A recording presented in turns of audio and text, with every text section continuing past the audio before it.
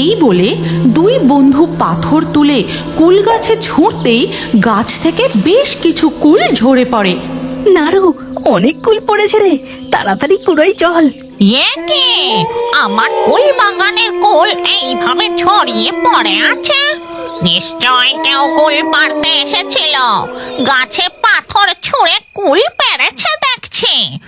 ঠিক তখন দুপুর 3:30, কেউ কোথাও নেই। একটা কাক কা কা করতে করতে উড়ে চলে গেল। গোপাল নাড়ুদের বাড়ির কাছে এসে নাড়ুর ঘরের জানলার বাইরে দাঁড়িয়ে নাড়ুকে ফিসফিস করে ডাকতে থাকে। এই নাড়ু, নাড়ু, ঘুমিয়ে পড়লি নাকি রে? তাড়াতাড়ি বাইরে আয়, আজ ওইখানে কুল পাড়তে যাব। নাড়ু তার ঘরে চুপ করে শুয়ে ঘুমোনোর ভান করছিল। গোপালের আওয়াজ পেতেই সে উঠে জানলার কাছে যায়। আচ্ছি আচ্ছি, দাঁড়া, মা পাঁচিল কলে ঘুমোতে, টুপি টুপি বেরোতে হবে। এই কথা বলে নাড়ু চুপি চুপি ঘর থেকে বেরিয়ে পড়ে। আর দরজার আওয়াজ পেতেই নাড়ুর মা শুনতে পেয়ে যায়। এই, লুকিয়ে লুকিয়ে কোথায় যাচ্ছিস? তার মানে তুই ঘুমোসনি এতক্ষণ, ঘুমোনোর নাটক করছিলি? ফিরে আয় বলছি, না হলে সন্ধেবেলা তোর বাবা ফিরলে সব বলবো, তখন বুঝবি। এই রে, মা ডেকে গেছে। এই গোপাল, তাড়াতাড়ি পালিয়ে চল, আমার মা ডেকে গেছে। এবার কি হবে রে? পালা পালা পালা, তাড়াতাড়ি পালা। এই কথা বলে নাড়ু ও গোপাল দুই বন্ধু মিলে দৌড়ে সোজা গিয়ে পৌঁছায় ক্ষান্ত বুড়ির বাড়ির উঠানে। নাড়ু, ক্ষান্ত বুড়ি মনে হয় এখন ঘরে ঘুমোচ্ছে। এই সুযোগ, আজ আমরা বুড়ির কুল গাছ থেকে অনেক কুল পারবো। তাড়াতাড়ি পাথর কুড়িয়ে বুড়ির কুল গাছে ছোঁড়। ঠিক আছে, তবে এই দেখ আমার হাতের খেল। এই বলে নাড়ু ও গোপাল পাথর কুড়িয়ে নিয়ে ক্ষান্ত বুড়ির কুল গাছে ছুঁড়তে থাকে, কিন্তু একটাও পাথর কুল গাছে লাগে না। তুই একদম নিতানা লাগাতে পারিস না। এই দেখ, এই পাথরটা ছুঁড়ে আমি 10টা কুড়ি পাইবো।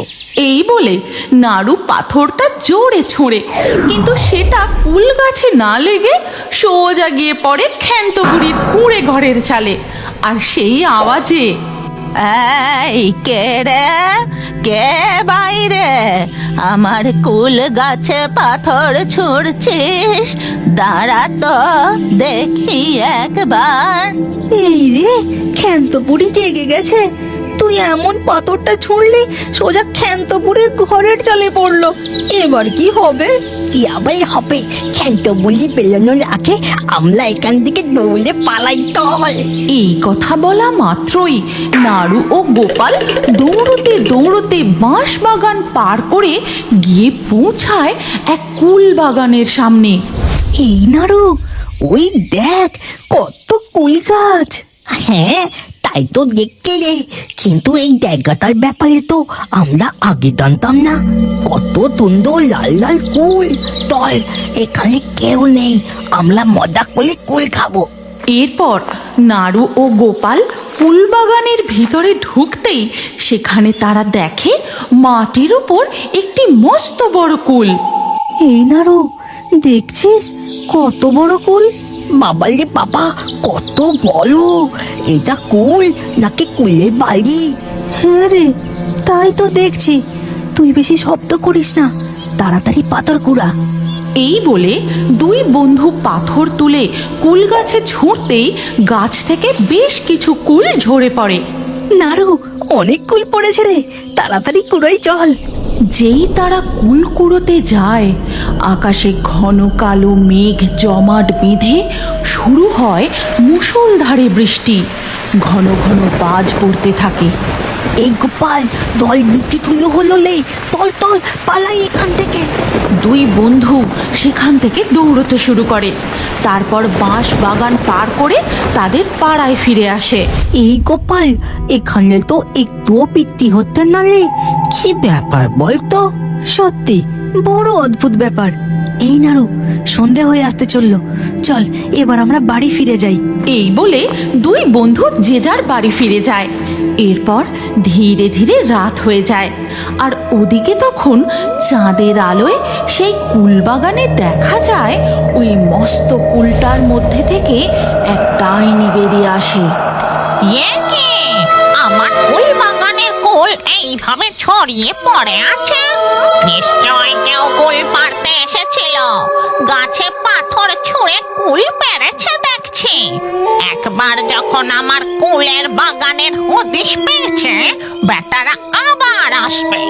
আমাকে কিছু একটা ব্যবস্থা করতেই হবে।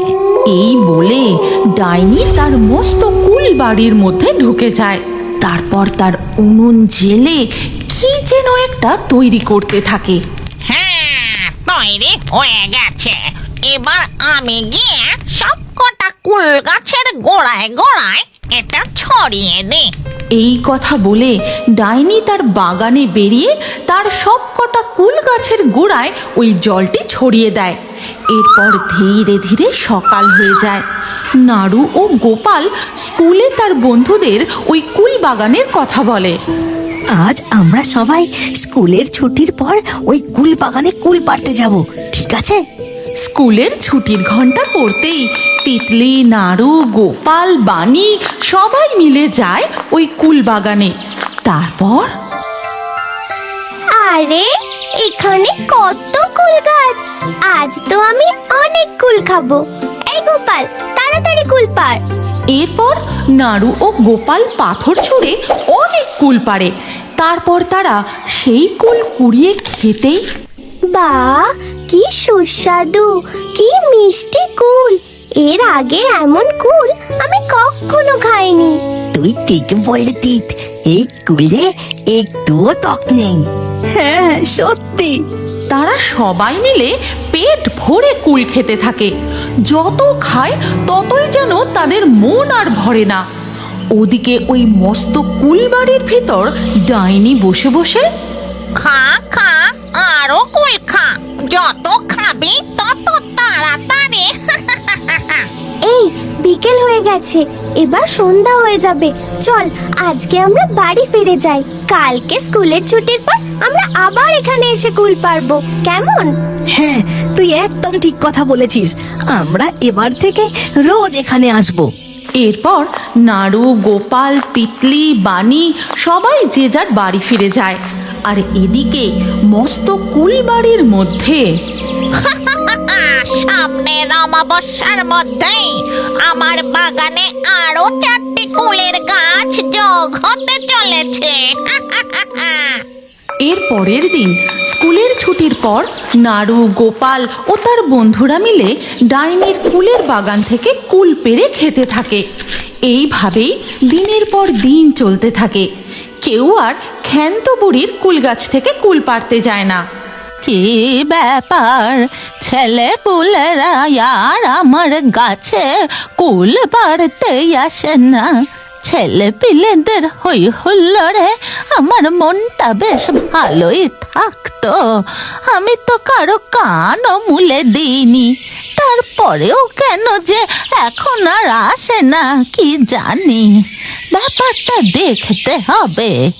এর পরের দিন গোপাল ও তার বন্ধুরা যখন ক্ষান্ত বুড়ির বাড়ির সামনে দিয়ে বাঁশবাগানের দিকে যাচ্ছিল, তখন তাদের দেখতে পেয়ে ক্ষান্ত বুড়িও তাদের পিছু নেয়। ছেলে পিলেগুলো কোথায় যাচ্ছে আমাকে একবার দেখতে হবে। তারা গিয়ে পৌঁছায় ওই কুল বাগানে। তারপর কুল পেড়ে পেট ভরে খেতে থাকে। এই দেখে ক্ষান্ত বুড়ি, এই ব্যাপার, এরা নতুন কুল বাগানের সন্ধান পেয়েছে, তাই এই ক্ষান্ত বুড়ির টক মিষ্টি কুল ভুলে গেছে। যাই, বাড়ি ফিরে যাই। মনে মনে এই কথা বলে ক্ষান্ত বুড়ি তার বাড়ি ফিরে যায়। এরপর ধীরে ধীরে রাত নেমে আসে। ওদিকে অমাবস্যার ঘুটঘুটে অন্ধকারে ডাইনি আমার কুলের বাগানে আরো 4টি কুলের গাছ যোগ হলো। এর পরের দিন সকালে ক্ষান্ত বুড়ির কানে আসে গ্রাম থেকে চারটি ছেলে মেয়ে নিখোঁজ। তারা নাকি স্কুল থেকে আর বাড়ি ফেরেনি। এ কি সর্বনেশ কাণ্ড! তার মানে ওই ছেলে পিলেগুলো কালকে তাদের ঘরে ফেরেনি নাকি? ওখানে গিয়ে দেখি তো একবার। এরপর ক্ষান্ত বুড়ি ওই কুল বাগানে যায়। সেখানে গিয়ে সে কাউকেই দেখতে পায় না, শুধু দেখতে পায় 4টে গাছের গোড়ায় 4টে স্কুলের ব্যাগ পড়ে রয়েছে। আর তখনই নজর যায় ওই বড় কুলটার উপর। বুঝেছি, এই সবই ওই কুলের মধ্যে সংসার পেতে বসা ডাইনির কারসাজি। দাঁড়া ডাইনি, আজ তোর একদিন কি আমার একদিন। আমি যেটুকু মন্ত্র শিখেছিলাম আজ তা দিয়েই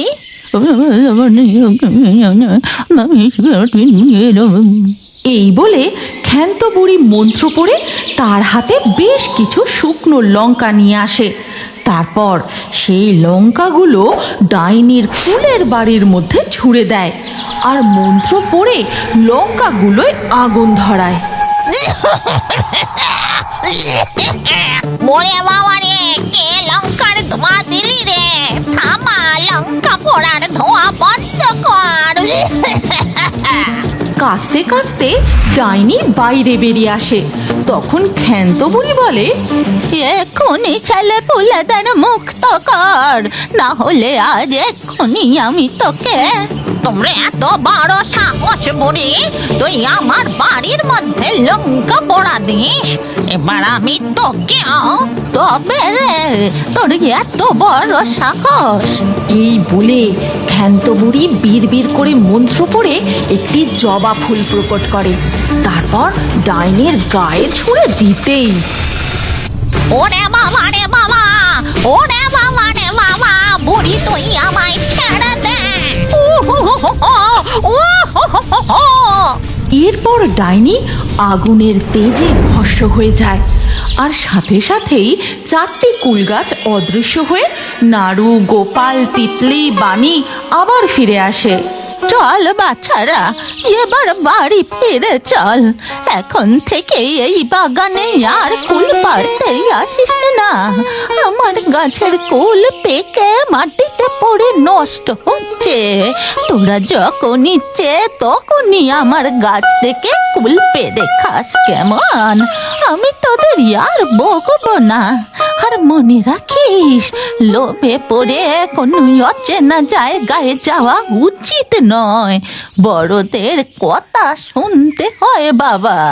এরপর থেকে গ্রামের সকল ছেলেপুলেরা ক্ষান্ত বুড়ির কুল গাছ থেকে কুল পেড়ে মজা করে কুল খেতে থাকে।